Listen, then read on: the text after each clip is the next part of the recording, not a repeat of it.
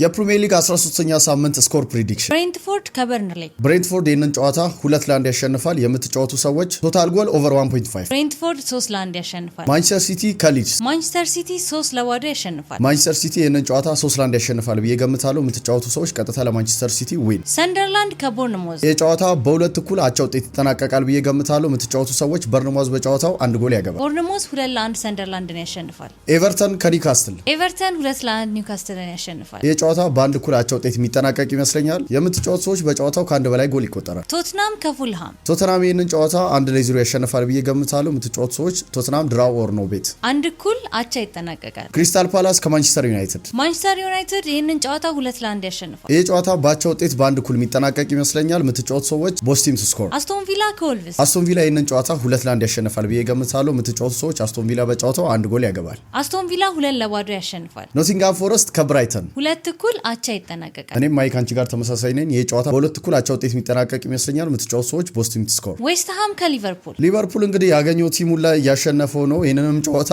ዌስትሃም አሁን ላይ ጥሩ ፎርም ላይ ስላለ ዌስትሃም ያሸንፋል ብዬ ገምታለሁ። 2-1 ዌስትሃም ያሸንፋል ብዬ ገምታለሁ። የምትጫወቱ ሰዎች ቦስ ቲም ቱ ስኮር ማለት ትችላላችሁ። አንድ እኩል አቻ በሆነ ውጤት ይጠናቀቃል። የሳምንቱ የመጨረሻና ተጠባቂው ጨዋታ ቼልሲ ከአርሰናል አንድ እኩል አቻ ይጠናቀቃል። ቼልሲም አርሰናልም በቻምፒየንስ ሊግ ሁለቱም 3 ጎል አግብተው ነው የመጡት። የቼልሲ ክሊንሺት ነው። አርሰናል አንድ ጎል ተቆርጦበታል። ተጋጣሚዎቻቸው በጣም ከባድ ነበሩ። ሁለቱም አሁን ላይ በጣም ጥሩ ፎርም ላይ ነው የሚገኙት። ይህንን ጨዋታ ግን ቼልሲ በስታንፎርድ ብሪጅ ስለሆነ ጨዋታው የሚያደርገው 2-1 ያሸንፋል ብዬ ገምታለሁ። የምትጫወቱ ሰዎች በጨዋታው ከአንድ በላይ ጎል ይቆጠራል። 13ኛ ሳምንት የእንግሊዝ ፕሪሚየር ሊግ ስኮር ፕሪዲክሽናችን ያያችሁትን ይመስላል። የእናንተን ፕሪዲክሽን ኮሜንት ላይ ያስቀምጡልን። ቪዲዮን ላይክ፣ ሼር፣ አካውንቱን ፎሎ አድርጉ።